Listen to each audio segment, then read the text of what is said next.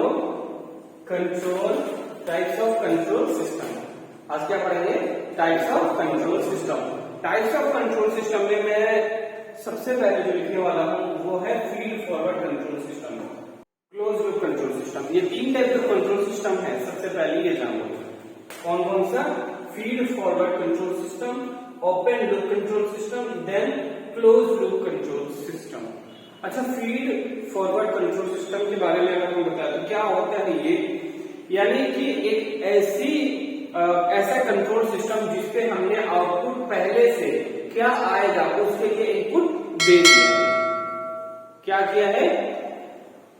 हमारा आउटपुट क्या होगा, हमारे सिस्टम का आउटपुट क्या होगा उसके लिए मैंने पहले ही इनपुट दे दिया है, पूर्व निर्धारित। यानी कि पहले से ही मैंने अपनी मशीन को बता दिया कि मुझे आउटपुट ये चाहिए और वो आउटपुट मुझे मशीन दे रही है। एक ऐसा सिस्टम मान सकते हैं हम किसको? एयर कंडीशनिंग सिस्टम को। यानी कि आपका एयर कंडीशन, आपका जो एसी है उसके लिए हम बोल सकते हैं कि ये एक ऐसा सिस्टम है जो कि आपके इनपुट पर काम करता है, तब तक काम करेगा जब तक आपका टेम्परेचर आपको चाहिए, डिजायर्ड टेम्परेचर। उसके लिए मैंने आउटपुट इनपुट पहले से दिया है कि नहीं? आउटपुट मैंने सेट कर दिया, इनपुट से मैंने आउटपुट को सेट कर दिया। यानी कि मैं अपने सिस्टम से ये चाहता हूं कि मेरी जो एसी हो वो 18 की टेम्परेचर तक चले, उससे ज्यादा नहीं होना चाहिए, उससे कम भी नहीं होना चाहिए। ये टेम्परेचर जो मेंटेन रखता है अपने आप को, इसको फीड फॉरवर्ड कंट्रोल सिस्टम कहा जाता है। अब मेरा एसी जो है उसका आउटपुट कितना होगा जो मैंने सेट किया है, यानी कि मेरे इनपुट पर, मेरे दिए हुए इनपुट पर उसने सेट कर दिया है टेम्परेचर। मैंने टेम्परेचर सेट किया 18 का, अब मेरा एसी जो है वो 18 का टेम्परेचर आउटपुट देगा। तो इस तरह का जो है क्या होगा? Feed forward control system. अब आगे आते हैं open loop control system. Open loop control system जो है वो मैनुअल कंट्रोल सिस्टम में आता है। आउटपुट का वो भी इनपुट को इफेक्ट नहीं करता। समझ में आया? जो इसका इनपुट है, मैंने मान लीजिए आपके घर के एलईडी लाइट्स को मैनुअली ऑन कर दिया। मैनुअली मैंने क्या किया? एलईडी के अपने यहाँ बोर्ड से उसको ऑन कर दिया, उसके स्विच को ऑन कर दिया। अब ये स्विच ऑन हो गया, मेरा एलईडी लाइट ऑफ हो गया। ये वापस बंद होगा क्या? ऑटोमेटिक अपने आप बंद होगा क्या? नहीं। और ये कंटिन्यू क्या है? काम चलता ही रहेगा, ये बंद होने वाला नहीं है जब तक मैनुअली मैं उसको दोबारा ना बंद करूं। तो इस तरह के सिस्टम को हम बोलेंगे ओपन लूप कंट्रोल सिस्टम। इस तरह का सिस्टम जो है तो उसका आउटपुट जो है उसके इनपुट को इफेक्ट नहीं करता, इंडिपेंडेंट है। मैं एक एग्जांपल के लिए आपको यहाँ पे डायग्राम बना के दिखाऊंगा कि वो डायग्राम कैसा दिखता है ओपन लूप कंट्रोल सिस्टम का। रेडी? डायग्राम ये किसका डायग्राम है? ओपन लूप कंट्रोल सिस्टम का। ओपन लूप कंट्रोल सिस्टम यानी कि एक कंट्रोल सिस्टम जिसमें हमारा जो आउटपुट है वो इंडिपेंडेंट है, हमारे इनपुट से जो है वो आउटपुट इंडिपेंडेंट है। यहाँ से मैंने दिया जो इनपुट दिया, कंट्रोलर ने कंट्रोल सिग्नल भेजा किसको? प्लांट को। प्लांट को मतलब जैसे यहाँ पहले बता चुके हैं कि कंट्रोल सिस्टम जो होता है हमारे, उससे अटैच जितने भी कंपोनेंट हैं वो उसके प्लांट होते हैं, बताया था ना। तो वैसे ही यहाँ पर अपना जो है मेरा ये कंट्रोलर है, इनकी कंट्रोल सिस्टम, और यहाँ पर वो प्लांट लगा हुआ है, वो डिवाइस है। अब यहाँ से कंट्रोल, मैंने यहाँ से क्या किया? इनपुट दिया, तो कंट्रोलर ने कंट्रोल सिग्नल भेजा किसको? प्लांट को। समझ में आया? अब प्लांट जो है हमारे कंट्रोल सिग्नल के अकॉर्डिंग काम कर रहा है, यहाँ पर वो आउटपुट इसका है। लेकिन इसका आउटपुट जो है वापस ना कंट्रोलर को कोई सिग्नल भेज रहा है, ना वापस से वो कोई भी इनपुट दे रहा है, नहीं दे रहा है। तो ये टोटली इंडिपेंडेंट है। आपने बस इनपुट दिया, कंट्रोल सिग्नल गया प्लांट के पास में और इसने वहां पर एक्टिवेट कर दिया, जो भी काम वहां पर करना था उसको वो एक्टिव कर दिया, बस उसका काम खत्म। यहाँ पर समझ लो कि जो ओपन लूप कंट्रोल सिग्नल है उसके लिए मैं एग्जांपल दे रहा हूँ। मान लीजिए आपका वॉशिंग मशीन है, क्या है? Washing machine. उसमें जो वाटर फिल होता है, यानी पानी फिल होता है, टैंक में जो पानी जमा होता है, उसके लिए मुझे स्विच को ऑन करना पड़ेगा। क्या करना पड़ेगा? स्विच को ऑन करना पड़ेगा। और जैसे ही वो स्विच मतलब कि टैंक फुल हो जाता है फिर मुझे उसको ऑफ करना पड़ेगा। ऑटोमेटिक वो काम नहीं करेगा। ऑटोमेटिक ऐसा नहीं है कि वहां पर जब पानी फुल हो जाए उसके बाद में उसको हम मतलब कंट्रोल किए बिना छोड़ देंगे, उसको मुझे कंट्रोल करना पड़ेगा, यानी मुझे वापस उसको स्विच ऑफ करना पड़ेगा। जैसे पानी के लिए मैंने स्विच ऑन किया था, उसके फुल हो जाने के बाद में मैं वैसे ही उसको बंद करूंगा।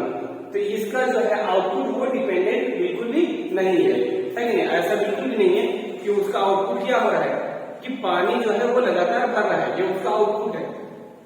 लेकिन इसके आउटपुट का काम तो ये भी है ना कि जब पानी फुल हो जाए, एक ऐसी भी जगह पे हो, एक ऐसा भी कंडीशन आए जिसमें वो रिवर्स हो जाए और उसका सिग्नल वापस जाए कंट्रोलर को ये बताए कि भाई पानी फुल हो गया, आप सिग्नल भेजो और इसको बंद करो।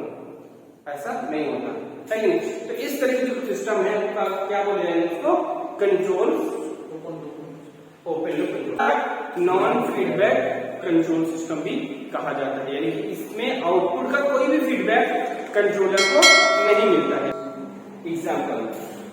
एग्जाम्पल के लिए मैं यहाँ पर कुछ और चीजें मेंशन करने वाला हूँ, है कि नहीं? जितने भी आपको दिख रहे हैं ये सारे के सारे एग्जाम्पल के लिए मैंने लिख दिया है। ये एलिमेंट जो है ये ओपन लूप कंट्रोल सिस्टम में आते हैं। जैसे कि आपका इलेक्ट्रिक हैंड ड्रायर हो गया, यानी कि हाथ सुखाने के लिए इलेक्ट्रिक वाला एक एलिमेंट है, ये भी एक डिवाइस है जिसे आप यूज में लाते हो। उसके बाद ऑटोमेटिक टी कॉफी मेकर। अच्छा, इसमें एक चीज कंफ्यूज करने वाला ये है, एक तो ऑटोमेटिक लिखा हुआ है, उसके बाद ओपन लूप में आ रहा है। एक तो ऑटोमेटिक है, ऊपर से क्या है ना, लेकिन फिर भी इसको हम ओपन लूप इसलिए लेते हैं कि मुझे चाय या कॉफी बनाना हो उसके लिए मुझे पहले से बताना पड़ेगा ना, बताना पड़ेगा ना। तो यहाँ पर पहले से मैंने बता दिया, तो ये आ जाता है ओपन लूप कंट्रोल सिस्टम में, है नहीं? उसके बाद में इसको आपको बंद करना पड़ेगा। क्या बंद करना पड़ेगा? आपका टी बन गया जब, तो उसको आपको बंद करना पड़ेगा। तो इसको आप ये भी बोल सकते हो कि इसमें से आधा जो है वो लिया गया है फीड फॉरवर्ड कंट्रोल सिस्टम से, क्योंकि वहां पर पहले से आपको आउटपुट सेट करना पड़ता है और उसके बाद में इसको बंद भी करना पड़ेगा। इसके मतलब क्या है कि ये ओपन लूप कंट्रोल सिस्टम में भी आ गया, आधा उधर का आधा इधर का, तो इसमें दोनों आ गया। उसके बाद ब्रेड टोस्टर और उसके बाद में यहाँ पे ट्रैफिक लाइट सिस्टम। अब हम इसकी कुछ एडवांटेजेस और डिसएडवांटेजेस भी देखेंगे, ये भी तो जरूरी है डिस्कस करना। तो एडवांटेज क्या है ओपन लूप कंट्रोल सिस्टम का, उसमें डिसएडवांटेज क्या है वो भी हम देख लेंगे। ये मैंने एडवांटेज लिखे हैं किसके, ओपन लूप कंट्रोल सिस्टम की। इनमें से कौन कौन से एग्जांपल है कि एडवांटेज है? तो सबसे पहले जो है वो सिंपल कंस्ट्रक्शन है, यानी कि आप इसको बहुत ही अच्छे से कंस्ट्रक्ट कर सकते हो, डिजाइन कर सकते हो, सिंपल लगता है, इसके लिए ज्यादा कॉम्प्लेक्सिटी नहीं है, इजी टू डिजाइन है। उसके बाद में इकोनॉमिकल है, कम पैसे में आपका ये सिस्टम रेडी हो जाएगा।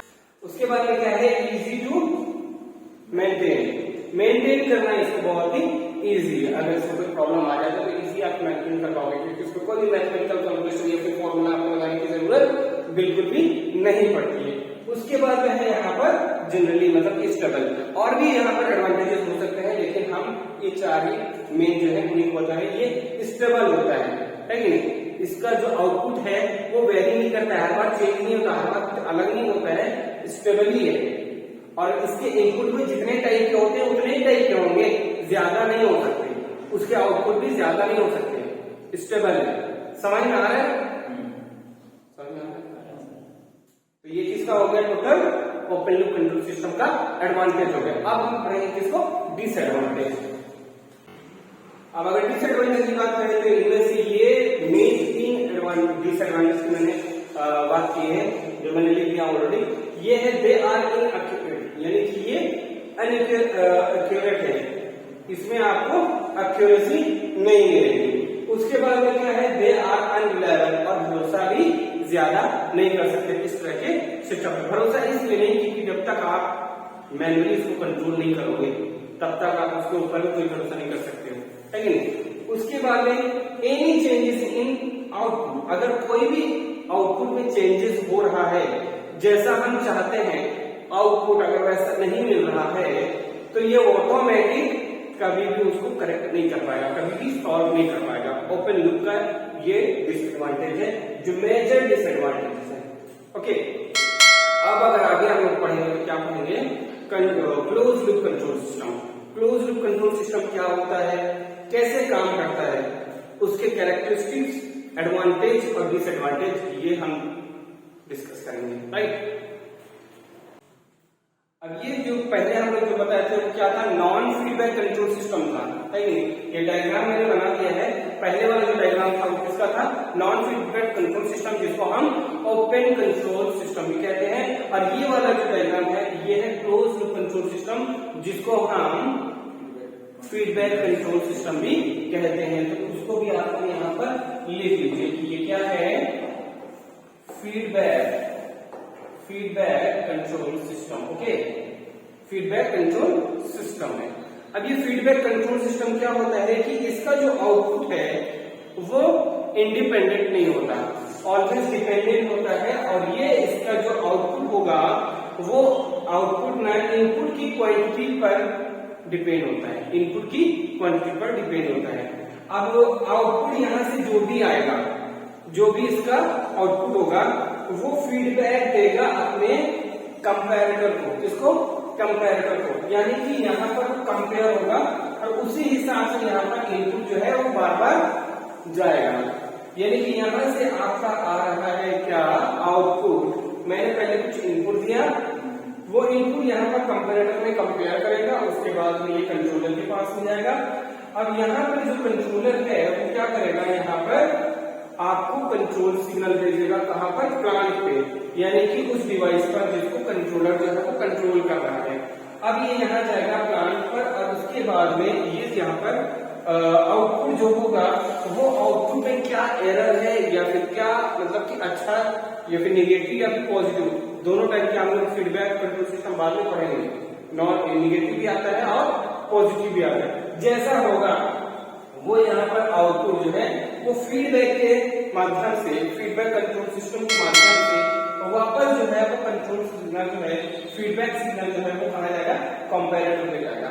और वो कंपैरेटर जो है वापस उसको करेक्ट करेगा अगर कोई भी वहां पर प्रॉब्लम आ गया, कोई भी किसी तरह का वहां पर अगर चेंजेस हो रहा है तो उसी हिसाब से जो है वो कंट्रोलर को वापस सजेस्ट करेगा उसको सही करने के लिए। उसके बाद में फिर वो काम करेगा और आगे जाके आउटपुट देगा और फिर आउटपुट से वो फीडबैक लेगा और यहाँ से हमें वापस कंपेयर करेगा, कंपेयर करने वाले कंट्रोलर के पास वो फिर जाएगा, फिर यहाँ पर उसको सिग्नल।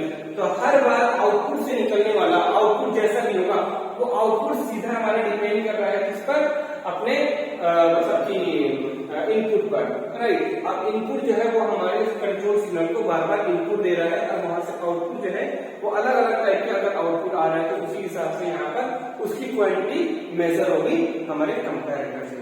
समझ में आया।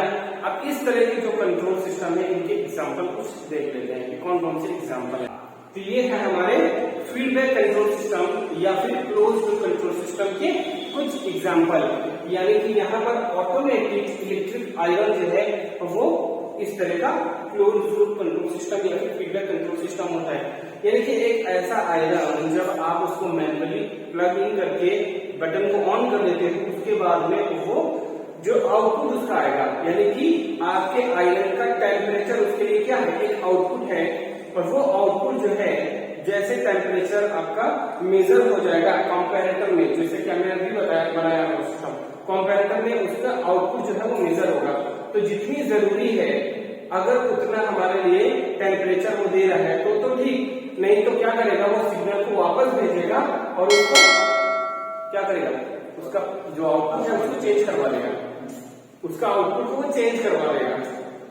आउटपुट क्या आ रहा था, टेम्परेचर आ रहा था, टेम्परेचर को चेंज करवा देगा, बदल देगा या फिर स्विच को ऑफ करवा देगा। समझ में आया। तो ये क्या है हमारा फीडबैक कंट्रोल सिस्टम, यानी कि आउटपुट से आने वाला जो भी फीडबैक है वो वापस मेजर होगा हमारे कंपैरेटर से और वो कंपैरेटर जो है वो इनपुट देगा कंट्रोलर को और कंट्रोलर वापस जाएगा और प्लांट को सिग्नल देगा कि भाई इसको बंद करो, बहुत ज्यादा गर्मी हो गई। समझ में आया कि नहीं। तो ये होता है किसके बारे में, फीडबैक कंट्रोल सिस्टम या फिर क्लोज लूप कंट्रोल सिस्टम का एक एग्जांपल है सीधा सा। तो ये ऑटोमेटिक काम कर रहा है, क्या कर रहा है, ऑटोमेटिक काम कर रहा है। उसके बाद में वाटर लेवल कंट्रोलर जो है वो भी ऑटोमेटिक काम करता है और इस तरह से एयर कंडीशनर जो हमारा है वो भी ऑटोमेटिक इसी तरह से फीडबैक कंट्रोल लूप के थ्रू ये चलता है। ये 3 एग्जाम्पल मैंने दिए हैं, और भी एग्जाम्पल आप लोग लिखकर हमको दोगे और जो यूट्यूब पर देख रहे हैं वो कमेंट करके बताएंगे कि और कौन कौन से यहाँ पर फीडबैक कंट्रोल सिस्टम हो सकते हैं, उनके कुछ एग्जाम्पल, राइट। उसके बाद में अब इसके हम कुछ कैरेक्टरिस्टिक्स देखेंगे। क्या देखेंगे? कैरेक्टरिस्टिक्स। मैंने जो लिखा है वो है characteristic of closed loop control system या फिर फीडबैक कंट्रोल सिस्टम, राइट। तो यहाँ पे कुछ कैरेक्टरिस्टिक्स हैं, वो क्या क्या है आप देख सकते हो कि यहाँ पर जो रिड्यूस एरर ऑटोमेटिक, यहाँ पर जो भी एरर आएगा वो ऑटोमेटिक डिटेक्ट भी होगा और सॉल्व भी होगा किसी भी मशीन में जो कि इस तरह का मशीन हो, यानी कि क्लोज लूप कंट्रोल सिस्टम। उसके बाद में है दूसरा इंप्रूव स्टेबिलिटी, और ये स्टेबिलिटी है, क्या है? स्टेबिलिटी, यानी कि इसके इनपुट जो आउटपुट है तो वो जिस तरह से स्टेबल है कि आपको उनमें कुछ एक्स्ट्रा एफर्ट लगाने की जरूरत नहीं है, वो ऑटोमेटिक कंट्रोल कर रहे हैं अपने आप को। क्या कर रहे हैं? ऑटोमेटिक कंट्रोल कर रहे हैं इस तरह के सिस्टम, तो ये स्टेबल सिस्टम होता है। उसके बाद में to increase and reduce system sensitivity, ये ऑटोमेटिक सिस्टम के सेंसिटिविटी को इंक्रीज भी कर सकता है और रिड्यूस भी कर सकता है जैसी भी कंडीशन होगी उसके बिहाफ पे, ओके। उसके बाद में है टू रिलायबल परफॉर्मेंस, और इसमें जो है वो रिलायबल परफॉर्मेंस है, यानी कि इस पर आप भरोसा कर सकते हैं उसकी परफॉर्मेंस पर, राइट। तो ये 4 कैरेक्टरिस्टिक हैं, और भी कैरेक्टरिस्टिक हो सकती हैं इसमें। तो यहाँ पर आप लोग जब YouTube पर वीडियो देखोगे तो उसमें जो कैरेक्टरिस्टिक आपको लगेंगे आप कमेंट करके जरूर बताइएगा, और हमारे जो भाई लोग देख रहे हैं, हमारे जो दोस्त जो स्टूडेंट्स, वो भी बताएंगे कि और कौन कौन से यहाँ पर कैरेक्टरिस्टिक्स हो सकते हैं, ठीक है। अब हम इसके बारे में पढ़ेंगे कि इसके जो एडवांटेजेस हैं, क्या क्या एडवांटेजेस हैं इस तरह के सिस्टम का, या फिर डिसएडवांटेजेस क्या क्या हो सकते हैं, इनके बारे में हम पढ़ेंगे। तो ये है हमारा एडवांटेज इसका फीडबैक कंट्रोल सिस्टम या फिर क्लोज लूप कंट्रोल सिस्टम का। तो यहाँ पर आप देख सकते हो पहले नंबर पर है मोर एक्यूरेट, यानी कि इस तरह के जो सिस्टम है वो एक्यूरेट है कि नहीं, ये एक्यूरेसी पर काम करते हैं, ये एक्यूरेट है। उसके बाद में अगर कोई भी एरर इसमें आता है, इसका एडवांटेज दूसरा है कि वो ऑटोमेटिक करेक्ट भी हो सकता है। उसके बाद में बैंडविड्थ रेंज इसका जो है वो लार्ज है, यानी कि एक ही समय पर, बैंडविड्थ तो मतलब एक बार और बताता हूँ, फिर से बता रहा हूँ, बैंडविड्थ मतलब एक ही समय पर जितना ज्यादा डेटा ट्रांसमिट हो सकता है उसको हम बैंडविड्थ बोलते हैं, ये उतनी ही स्पीड पर। तो जैसे कि आप लोग नेट पैक जब खरीदते हो या फिर ब्रॉडबैंड कनेक्शन यूज करते हो तो उसकी बैंडविड्थ पर ही आप प्लान पर पैसे खर्च करते हैं, राइट। तो यहाँ पर एक ही समय पर ज्यादा से ज्यादा जो डेटा ट्रांसमिट होता है उसको हम बैंडविड्थ बोलते हैं। तो इसकी बैंडविड्थ रेंज जो है वो बहुत ही ज्यादा होती है, बहुत लार्ज है।